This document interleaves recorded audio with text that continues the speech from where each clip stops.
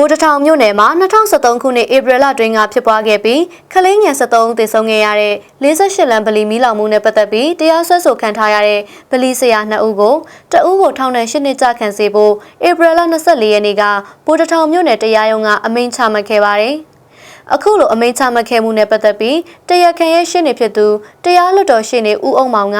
ဥပဒေမှာပါရှိတဲ့အတိုင်းအထက်တရားရုံးအဆင့်ဆင့်ကိုအယူခံဆက်တက်သွားဖို့ရှိရလို့ဆိုပါတယ်။ငါတို့ဥပဒေမှာကတရားခံကိုပေးထားတဲ့ဥပဒေအခွင့်အရေးရှိတဲ့အတိုင်းဥပဒေနဲ့အညီအငယ်တို့အထက်တရားရုံးအဆင့်ဆင့်ကို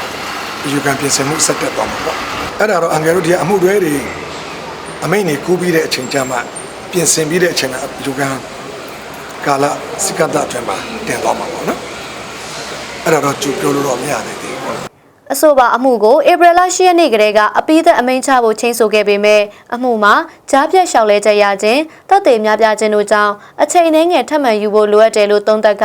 အပိသက်အမိန့်ချမဲ့ရက်ကိုဧပြီလ17ရက်နေ့ကိုရွှေ့ပြောင်းခဲ့ပါတယ်။ဒါပေမဲ့လည်းဧပြီလ17ရက်နေ့မှာတော့အမှုစီရင်ချက်မပြီးသေးတာကြောင့်စီရင်ချက်ချမဲ့ရက်ဟာဧပြီလ24ရက်နေ့ကိုပြောင်းလဲသွားခဲ့ပြီးဧပြီလ24ရက်နေ့မှာတော့အပိသက်အမိန့်ချမှတ်ခဲ့တာဖြစ်ပါတယ်။အဆိုပါမီးလောင်ကျွမ်းမှုနဲ့ပတ်သက်ပြီး2013ခုနှစ်ဧပြီလ2ရက်နေ့ကပြုလုပ်တဲ့သတင်းစာရှင်းလင်းပွဲမှာလည်းလက်ရှိအမိန့်ချခံရတဲ့ဗလီဆရာ2ဦးဖြစ်သူ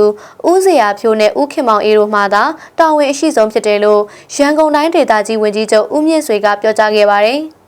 အဲ့ဒီမီးလောင်မှုဟာမီးအားမြင့်ဆက်အပူလွန်ခဲ့ရာကဖြစ်ပွားရတယ်လို့ထုတ်ပြန်ခဲ့ပြီးမီးလောင်မှုကြောင့်အစ္စလမ်ဘာသာဝင်စာသင်သားကလေးငယ်73ဦးသေဆုံးခဲ့ရပါတယ်။အဲ့ဒီအတွက်မီးလောင်မှုပေါ်တာဝန်ရှိရလို့ယူဆရတဲ့ဖြစ်စဉ်ဖြစ်ပွားခဲ့တဲ့ညပိုင်းမှာတာဝန်ကျဗလီဆရာ2ဦးကိုဗိုလ်တထောင်တရားရုံးမှာလူသေမှုပုံမှန်304ကကြီးမီးလောင်မှုပုံမှန်285တို့နဲ့တနစ်နီးပါးကြာတရားရုံးတင်စစ်ဆေးခဲ့ပြီးအခုလိုထောင်ဒဏ်8နှစ်စီအမိန့်ချမှတ်ခဲ့တာဖြစ်ပါတယ်။